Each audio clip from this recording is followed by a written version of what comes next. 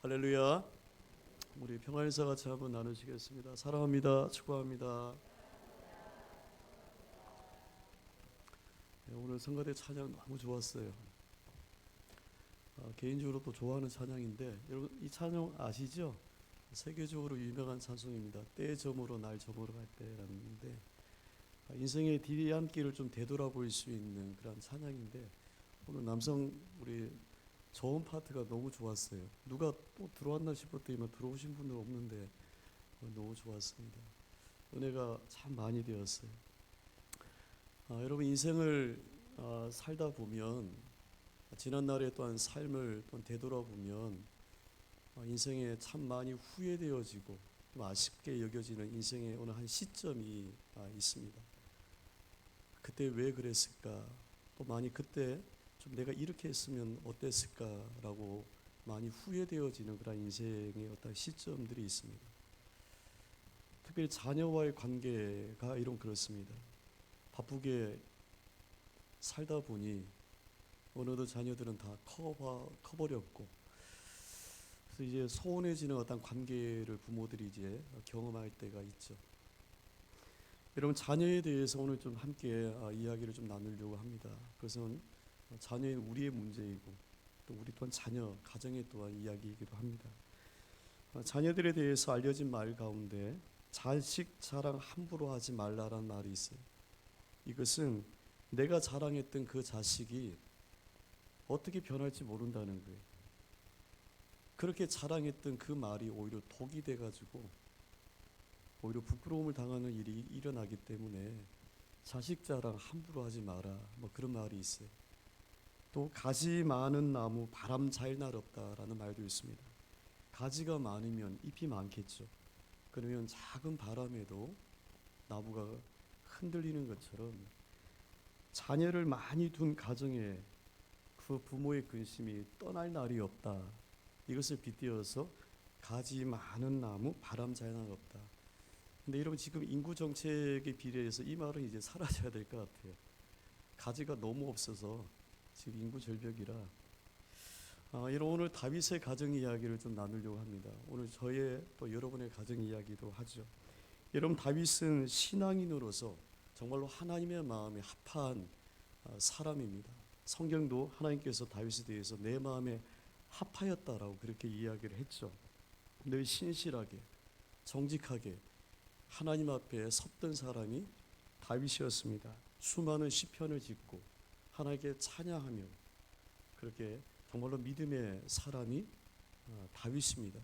그리고 왕으로서의 다윗도 하나님의 공의를 펼쳤던 선한 왕이었어요. 그래서 열왕기의 모든 왕들의 선과 악의 그 기준이 다윗 왕처럼 했느냐 그 여부가 선한 왕 하지 않았으면 악한 왕으로 분류를 할 정도였어요. 다윗은 왕의 권력을 가지고 있으면서도 이것을 개인의 욕심을 탐하는 일에 사용하지 않고 하나님의 공의를 펼치는 일에 드러내었죠. 밧세바의 사건만 제외하고 그렇다는 겁니다. 근데 여러분 신앙인으로서 참 대단한 사람이고 왕으로서도 참 대단한 사람입니다. 그래서 메시아가 다윗의 가문에서 나야 된다고 하는 유대 민족의 신앙까지 생길 정도로 메시아가 다윗의 혈통에서 나야 된다고 여길 정도로 다윗은 이스라엘의 국부와 같은 신앙을 가지고 있는 사람이에요. 근데 이 다윗이 한 가정의 아버지로서는 어떨까? 한 가정의 아버지로서의 다윗은 성공한 아버지가 아닙니다. 지난주에 우리가 여러분 사무엘 이야기를 봤어요. 사무엘도 참 대단한 믿음의 선지자입니다. 그러나 가정의 아버지로서의 사무엘도 성공한 아버지는 아닌 것이죠. 여러분 오늘 말씀에 보면 다윗의 인생 가운데 일생 가운데 몇 번의 참 고통과 괴로움을 겪었던 때가 있었는데 오늘 그의 아들 압살롬의 죽음이 다윗의 인생 가운데 가장 깊은 마치 가슴을 파는 것처럼 깊은 아픔과 삶의 절망을 경험했던 때가 바로 오늘 이 사건의 이야기입니다. 말씀해 보니까 다윗은 압살롬의 죽음에 내 아들 압살롬아 하면서 크게 슬퍼하면서 웁니다. 얼마나 다윗이 크게 통곡을 하고 슬퍼했는지 전쟁에 나가서 승리를 하고 돌아온 이스라엘 백성의 그 군대가 왕이 너무나도 크게 슬퍼하니까 마치 전쟁에 패한 패잔병들처럼 부끄럽게 성에 조용하게 들어올 정도로 그렇게 다윗의 슬픔이 너무나도 컸다는 것이었어요. 압살롬은 다윗의 아들입니다. 아들이지만 아버지 다윗을 죽이려고 반역을 꾀하고 그 전쟁의 자리에 압살롬이 직접 출전을 했었어요. 아들이지만 그 아들은 다윗의 편에서 보면은 대적이잖아요. 그 아들이 죽은 겁니다. 그러면 기뻐하고 승리를 즐거워해야 될 터인데 오히려 다윗은 크게 슬퍼하고 있다는 거예요. 왜 아들이 아버지를 죽이려고 하고 그리고 둘의 관계는 결국 죽음으로 슬픔 가운데 맺을 수밖에 없었나. 여러분 이 사건을 기점으로 좀 다윗의 가정에 일어났던 일을 좀 거슬러 올라가 봐야 돼요. 자, 여러분 다윗은 9명의 아내에게서 20명의 자녀들이 없습니다. 우리가 알고 있는 솔로몬은 10번째예요. 그러니까 왕위 계승으로 보면은 뒤로 밀리는데 사실 솔로몬이 왕위가 될 수가 있었던 것은 정치적인 어떤 노력 때문이기도 하죠. 여러분 이 다윗 가정에서 일어난 이 자녀들 가운데 또 오늘 다윗의 큰 슬픔에 발단이 되었던 사건이 있어요. 그것은 다윗의 큰 아들이었던 암논이라고 하는 그의 그릇된 욕정에서 시작이 되었어요. 여러분 이 암논은 다윗이 낳았던 첫 번째 아들입니다. 그러니까 왕위 계승으로 보면은 다윗의 뒤를 이어서 왕이 될 사람이 암논이었어요. 그런데 이 암논은 이복 여동생이었던 다말이라고 하는 여인을 짝사랑했어요. 이 다말은 압살롬의 누이 동생입니다. 성경에 보니까 그의 누이 때문에 즉 다말 때문에 우라로 말미암아 병이 되었다라고 되어 있어요. 암논이 이 다말을 사랑하는데 그 사랑은 순수한 사랑이 아니라 욕정이었어요. 성적으로 취하려고 하는 욕정의 마음이었어요. 근데 자기 마음대로 안 되니까 뜻대로 어떻게 할 수가 없으니까 그 마음에 우라병이 터져가지고 화병이 생겼다는 것이었어요. 결국 암논은 그의 이복 동생인 다말을 심으로 제압을 해가지고 그녀를 취하게 됩니다. 성폭행을 하게 된 거죠. 이것이 그녀에게는 큰 상처가 됩니다. 근친과의 결혼은요, 여러분 구약 시대에는 다른 민족들 간에 흔히 일어나는 일이었습니다. 중세 시대까지 해도 근친 간의 결혼은 자신들의 가문을 지키기 위해서 권장되어지는 일이기도 했어요. 그러나 여러분 레위기서 18장의 결혼에 대한 하나님의 법에는 근친에 대해서 분명하게 경고하고 하지 말 것을 하나님의 법에는 경시되어 있습니다. 다른 모든 민족들이 그 당시에 근친 간의 결혼을 했어도 너희는 그렇게 하면 안 된다라는 것이 하나님의 법이었어요. 그러니 암논이 이복 동생을 취하는 것은 분명히 잘못된 일이었죠. 이 암논은 자신의 그릇된 욕정을 채우고 난 다음에 그 다음에는 이 다말을 자신의 집에서 내쫓아 버렸어요.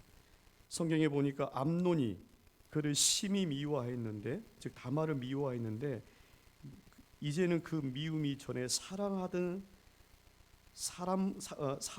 것보다 더하였다고 되어 있어요. 다말을 취하기 전에는 암논을 사랑한다고 여겼어요.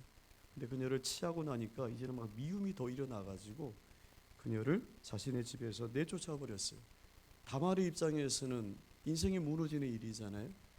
그래서 자신의 이복 오라버니인 암논에게 자신을 아내로 맞이하라고, 그래서 자신으로 하여금 부끄러움의 일을 당하지 않게 해달라고 간청하여 그에게 매달려요. 근데 암논은 아주 차갑게 이 다말을 외면하고 자신의 집에서 내쫓아 버렸어요. 다말이 울면서 오라빠인 압살롬에 가서 당하였던 모든 일을 다 이야기를 합니다. 압살롬이 크게 분개를 했어요. 자, 이 소식을 아버지 다윗이 듣게 된 거예요. 암논이 이복 동생 다말을 취하였다. 이렇게 되었다. 그러면 그때 다윗은 어떤 행동을 했을까? 사무엘하 여러분 13장 21절 말씀을 같이 한번 읽어 보시겠습니다. 있습니다. 다윗 왕이 이 모든 일을 듣고 심히 노하니라. 아버지 다윗은 암논이 자신의 이복 동생에게 그 일을 행하였던 것을 들었어요. 크게 분노했습니다. 그러나 암논을 불러서 책망하지를 않았어요. 그리고 슬픔과 아픔 가운데 있는 다말과 압살롬을 불러서 위로해 주지를 않았어요. 아버지 다윗의 이러한 행동은요, 압살롬에게나 다말에게나 큰 마음의 상처가 되었을 겁니다. 암논에게는 아버지가 자신을 책망하지 않아요. 그럼 암논에게는 어떻게 반응했을게? 이 일이 대수롭지 않은 모양이구나 라고 신호로 받아들이게 된 것이죠. 아버지가 아무나 야단을 안 치네? 이런 왕자로서 할 수 있는 일이겠구나 라고 암논은 받아들이게 된 것이었어요. 암논은 다윗의 뒤를 이어서 왕위 계승의 일입니다. 다윗 다음에 왕자가 되어야 될 사람이 암논입니다. 근데 여러분, 다윗은 아들을 키운 게 아니고 괴물을 키운 것이었어요. 압살롬은 그로부터 2년 동안 암논을 죽일 계획을 하면서 철저한 복수를 계획을 합니다. 그 2년이라는 시간은요, 아버지 다윗이 이복 형인 암논에 대해서 그 잘못을 분명하게 바로 잡아주기를 원했던 시간입니다. 아버지가 분명히 이 일에 대해서 책망하고 바로 잡아줄 것이라고 기다렸던 시간이 2년이라는 거예요. 그러나 책망도 안 하고 그냥 아무런 일이 없었다는 것이 흘러가 버렸어요. 그래서 암논은 결국 그 2년이 지나고 난 다음에 자신의 집에서 양털을 깎는 행사에 형제들을 다 초청을 했어요. 그 집에서 암논을 죽였어요. 그리고 그 길로 압살롬이 자신의 어머니의 땅이었던 그술이라고 하는 땅으로 도망가 가지고 3년 동안 숨어 있게 됩니다. 자, 그러면 여러분, 여기서 압살롬이 그의 이복형인 암논을 죽였어요. 이유인즉슨 2년 전에 그의 누이 동생에게 범하였던 그 일 때문이라고 하는 건 알고 있는 거잖아요. 이 소식을 다윗이 들었어요. 다윗이 어떻게 했을까? 성경에 보니까 말을 마치자마자 왕자들이 이르되 소리를 높여 통곡하니, 그 집에서 다른 왕자들도 다 청함을 받았는데 암논만 죽인 거거든요. 다른 왕자들이 급히 다 도망을 와가지고 이 소식을 아버지에게 전한 겁니다. 왕과 그의 모든 신하들이 심히 통곡하였다 되어 있어요. 암논이 죽었을 때도 아버지 다윗은 심히 통곡하여 분노만 했어요. 압살롬이 그의 형을 죽였을 때도 압살롬을 불러서 책망하지 않고 그냥 심히 통곡만 하였다라고 되어 있어요. 여러분, 지금 자녀들의 문제 앞에서 아버지 다윗의 모습은 분노하고 통곡만 하고 있어요. 그 일에 대해서 잘잘못을 분명하게 바로 잡아주지 못하고 있습니다. 또한 이 문제로 인해서 다윗이 하나님께 찾아서 기도했다고 하는 이야기가 없어요. 우리가 생각하고 있는 성경에서 만나는 다윗은 늘 싸움 앞에서도 하나님께 여쭈며 그 전쟁에 나가서 하나님의 뜻을 구하였던 사람이 다윗이었어요. 사울을 죽일 수 있는 기회가 있었지만 하나님에 대한 두려움 때문에 하지 않았어요. 늘 다윗은 작은 일에도 하나님의 뜻을 물으면서 살폈던 사람이 다윗입니다. 그러나 자녀들 가운데 이런 일이 일어났는데 다윗은 아버지로서 전혀 잘잘못을 바로 잡아주지 않았어요. 불러서 책망하지도 않았고 분노만 했어요. 그리고 하나님께 이 문제를 놓고 기도하지 않았어요. 판단할 수는 없지만 성경을 통해서 보게 되어지는 다윗의 자녀에 대한 교육은요, 스스로 내버려 알아두게 알아서 하도록 하는 것 같아요. 암논이 다말을 범했을 때도, 압살롬과 다말이 큰 마음의 상처를 받았을 때에도 아버지 다윗은 암논을 불러서 잘못을 야단하지 않았습니다. 압살롬이 암논을 죽였을 때에도 그를 불러다가 책망하지 않았습니다. 이 모든 모습을 보면서 아버지 다윗의 모습은 자녀들의 신앙의 모습에 대해서는 방관자의 모습을 보이고 있어요. 자녀들이 알아서 하겠지. 좀 더 크면 그도 알아서 하겠지.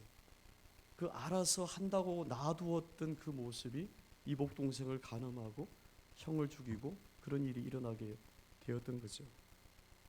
여러분, 다윗의 자녀 중에 왕위 계승의 1위가 암논이었고 그 암논이 죽었어요. 그리고 압살롬이 그 다음입니다. 암논 그 다음이 압살롬이에요. 왕위 계승의 그 두 번째인데 압살롬이 또 도망을 갔잖아요. 그리고 이 압살롬이 결국 죽었어요. 왕위 계승의 그 다음 순서가 아도니아라고 하는 아들이 있어요. 근데 여러분, 열왕기 상 말씀에 보면 이 아도니아가 자신이 곧 왕위에 오를 것을 알았어요. 왜? 자신의 위에 있는 사람이 암논인데 죽었어요. 압살롬인데 죽었어요.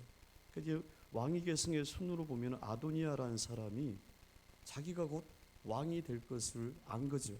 교만해졌어요. 그래서 왕처럼 행세하면서 수많은 호위군사들을 자신의 옆에 대동하며 돌아다니는 그런 일을 했어요. 거만한 일이죠. 성경에 보니까 다윗이 이 이야기를 들었어요. 열왕기 상 1장 6절 말씀을 같이 한번 읽어보시겠습니다. 있습니다. 그는 압살롬 다음에 태어난 자요, 용모가 심히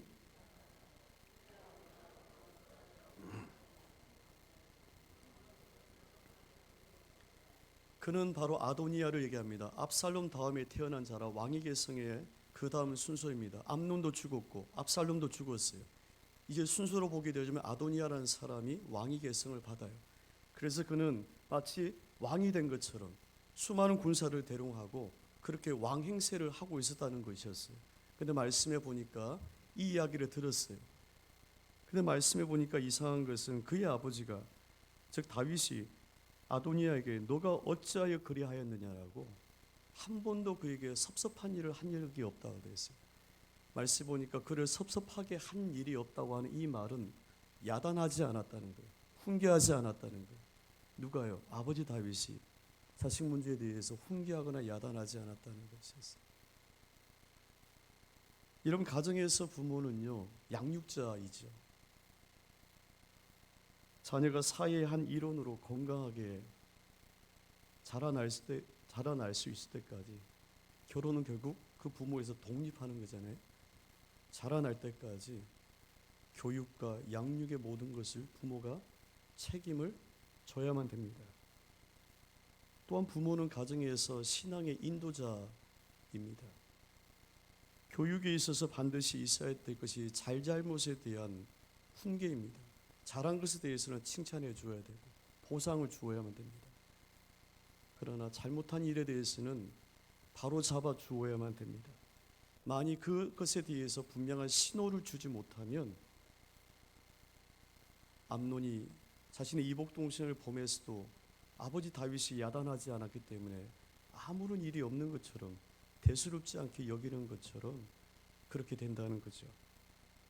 이 훈계의 기준은 부모의 그때그때마다 달라지는 감정과 기분 상태로 매를 들고 야단을 해서는 제대로 될 수는 없습니다. 부모는 자녀를 평생 응원해 주는 지지자이고 격려자이고 함께해 주는 중보 기도자이지만 또한 자녀들의 신앙생활에 대해서는 훈계해야만 됩니다. 만약 교회 제가 아니 장로님이 그 누군가가 여러분의 자녀들에 대해서, 신앙생활에 대해서, 어떤 삶에 대해서 야단을 치면 이것은 여러분 참 듣기 싫을 거예요. 고슴도치도 제 새끼는 예쁘다고 자기 새끼는 자기가 야단을 치고 해야 되는 거잖아요. 그 야단을 치는 권리를 왜 목사님한테 맡깁니까? 왜 다른 분한테 맡기냐는 거예요.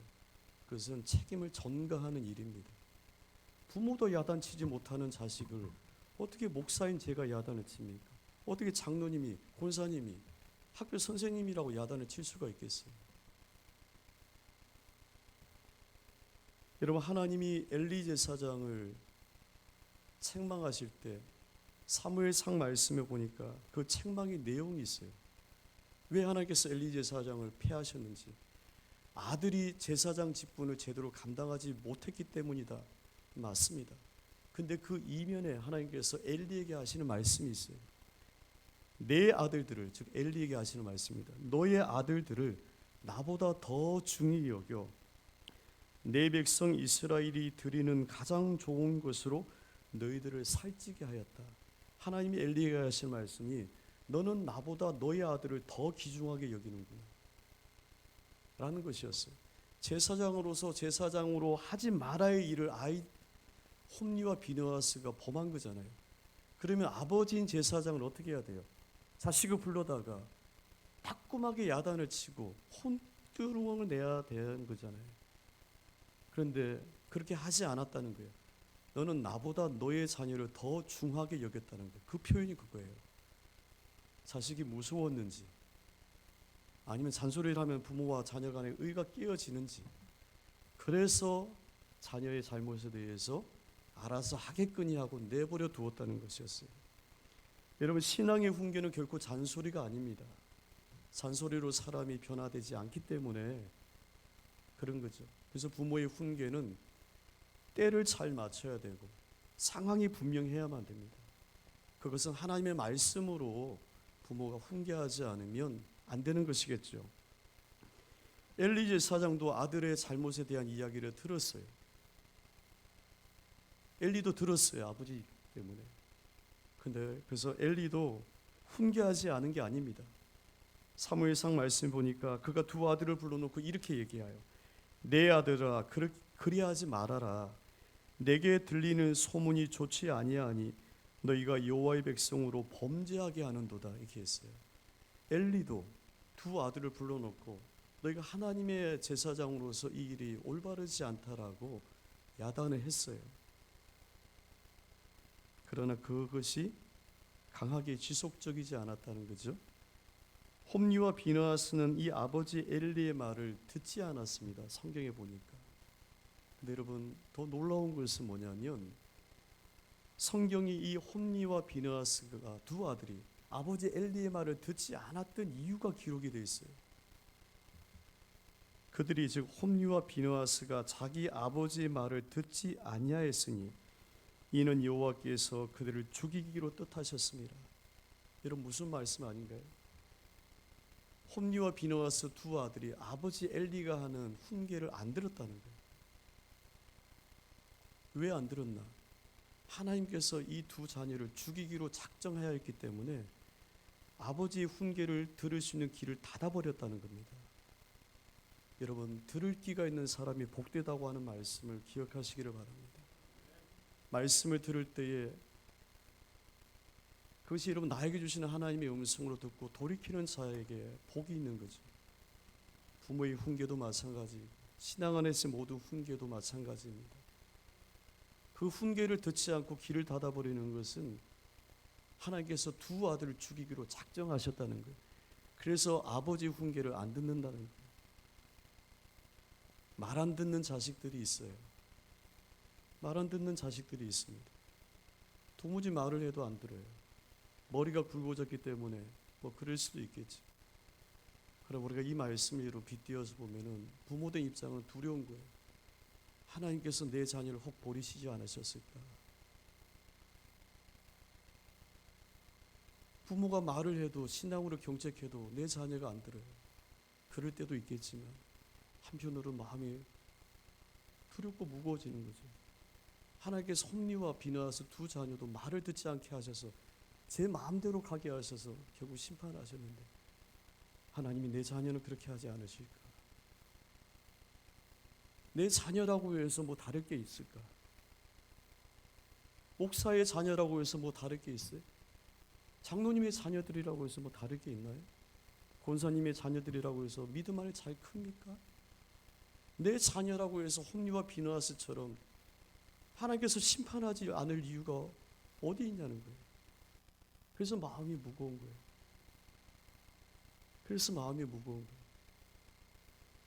그래서 부모된 심정으로 다시 또 하나님께 중보기도 하는 거죠.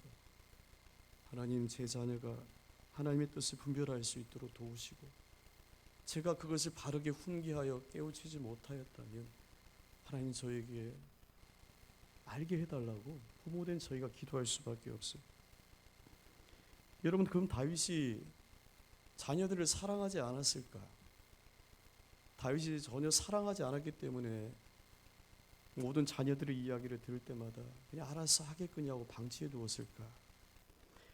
압살롬이 형을 죽이고 도망을 갑니다. 3년 동안 구술이라고 하는 그 어머니의 나라입니다. 거기 가서 숨어 있습니다. 그 3년의 시간이 지나면서 성경 말씀 보니까 다윗 왕의 마음이 압살롬을 향하여 간절하였다고 되어 있어요. 압살롬을 보고 싶은 마음이 막 간절했다는 겁니다. 이것을 옆에 있는 요압 장군이 알아챘어요.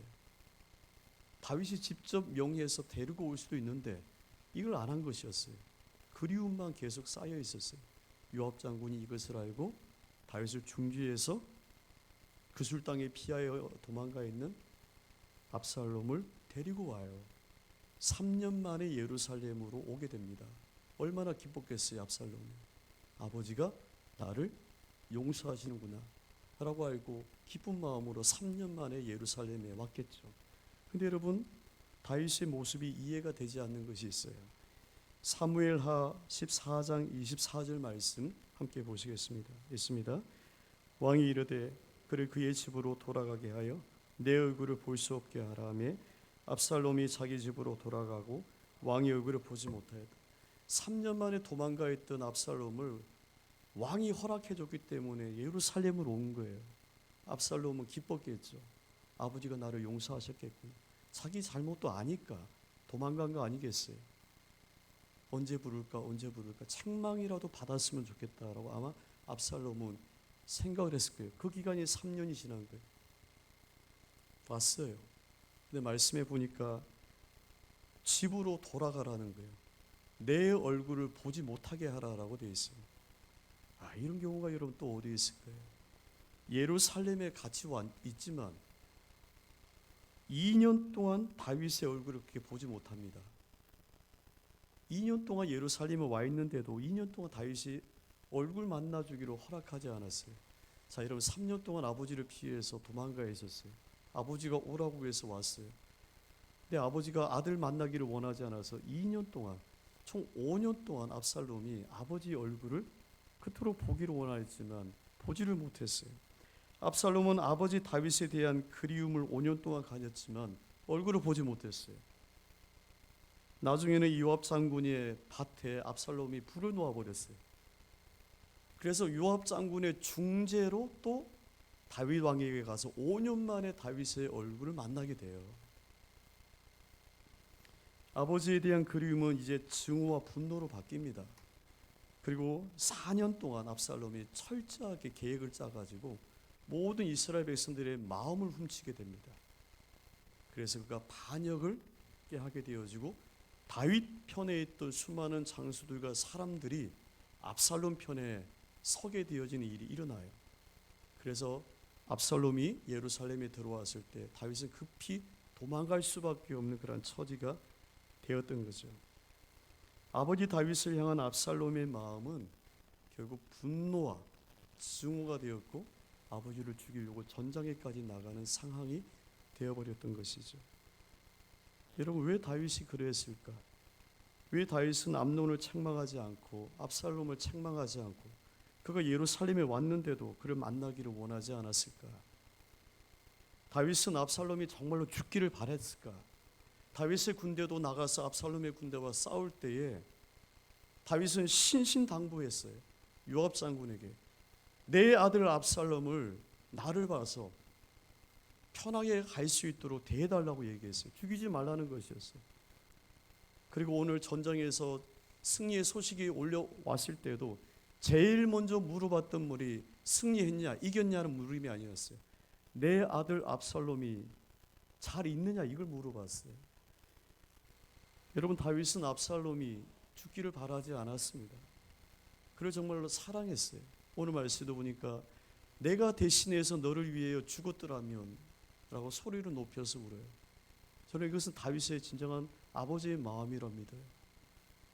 자식은 아버지를 죽이려고 군대를 이끌고 전장에 나오지만 아버지 다윗은 차라리 내가 너를 대신해서 죽었으면 좋겠다고 하는 것이 아버지 다윗의 지금 마음인 거죠. 아버지 다윗은 그의 아들을 사랑했습니다. 그러나 중요한 것은 그 마음을 압살롬이 모른다는 겁니다. 왜요? 말로 표현한 적도 없고 행동으로 표현한 적도 없으니 압살롬이 아버지의 그 마음을 어떻게 알 수가 있겠어요? 예루살렘에 오라고 해서 왔더니만 2년 동안 얼굴도 안 보여주니 압살롬 아들의 입장에서는 건너지 말아야 될 강을 걷는 것처럼 그 간격이 넓어지게 된 거죠.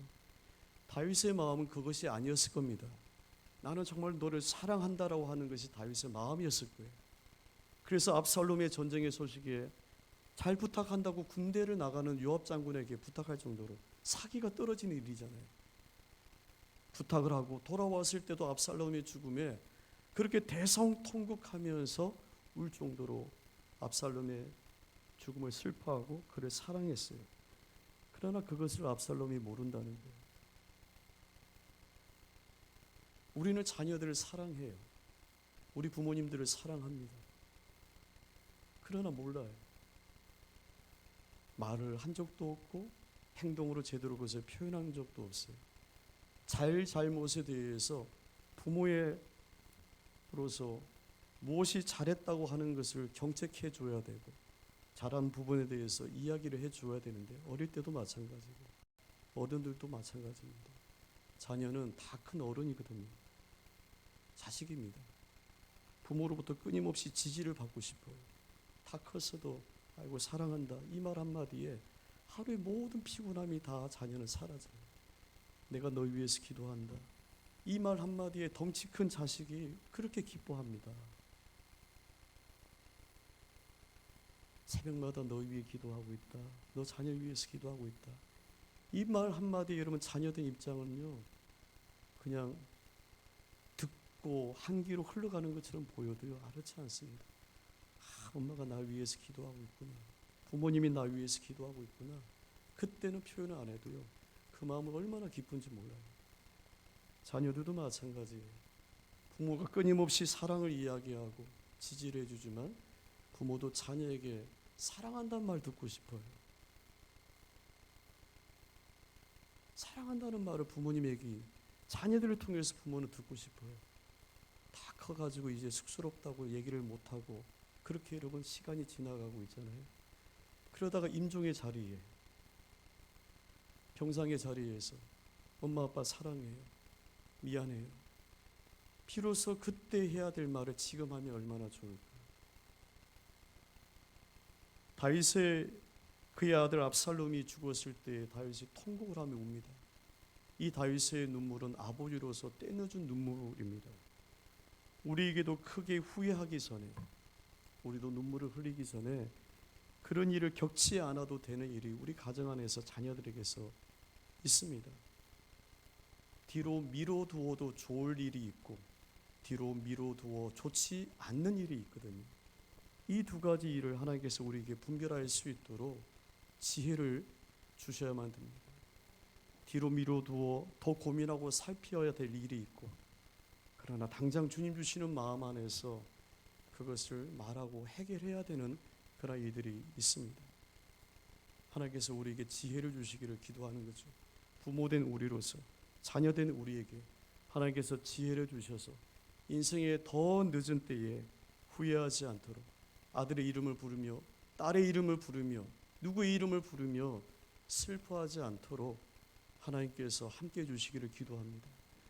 예루살렘에서 십자가를 지고 골고다로 언덕 올라가시던 주님께서 수많은 여인들이 슬피 울며 그 주님을 향하여 울고 계실 때 그들을 향해서 예수님께서 하셨던 말씀이 예루살렘의 딸들아 나를 위해서 울지 말고 너와 내 자녀를 위해서 울라하셨어요.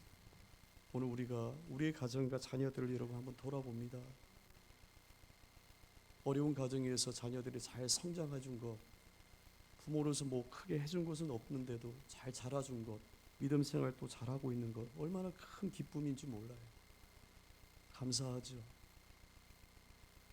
오늘 우리의 가정을 주님 안에서 여러분 돌아보시고, 특별히 여러분 지지해 주시고, 부모로서 격려해 주시고, 자녀로서 또 부모님을 사랑해 주시고, 귀한 은혜의 공동체가 이런 가정 안에서 세워주시기를 주 이름으로 축복합니다. 함께 이 시간 여러분 우리의 가정 자녀들을 위해서 주 이름으로 기도하시기를 기도합니다. 함께 기도하겠습니다. 하나님의 은혜를 저희에게 허락하시사 충만하게 하시며 거룩한 주의 은혜를 저희에게 하나님의 시간 부어주시기를 원합니다. 성령님 이 시간 저희들의 은혜를 허락하셔서 말씀 안에 세워지는 주의 가정 되게 하여 주시고, 주 예수 그리스도 이름을 구하여 나아가는 아버지, 오늘 저희들의 모든 자녀들 또한 가정들이 되게 하여 주옵소서. 성령 하나님의 말할 수 없는 그 은혜가 저희들에게 하나 충만하게 하시고 이끌어 주시기를 하나님 원합니다. 주님 함께 하시고 도우셔서 하나님, 오늘 저희들의 가정을 돌아봅니다. 먼저 부모된 저희들이 믿음 안에 서게 하신 것을 감사합니다. 연약하고 또 주님 부끄러운 그런 믿음이기도 하지만 그러나 가정을 주님 안에서 세우게 하신 것을 감사하고, 복된 가정, 예수의 가정 되게 하시고 몸된 모든 자녀들 하나님 안에서 믿음 안에서 또한 잘 성장하여 자랄 수 있도록 축복하여 주옵소서. 우리 인생의 때늦은 후회와 눈물이 일어나기 전에 깨닫게 하시고 돌이키게 하셔서 우리 안에 특별히 가정의 회복, 자녀들과의 관계의 회복이 하나님 아름답게 이루어지기를 원합니다. 주님 도우시고 함께하여 주시옵소서. 모든 말씀 예수 그리스도 이름으로 기도합니다. 아멘.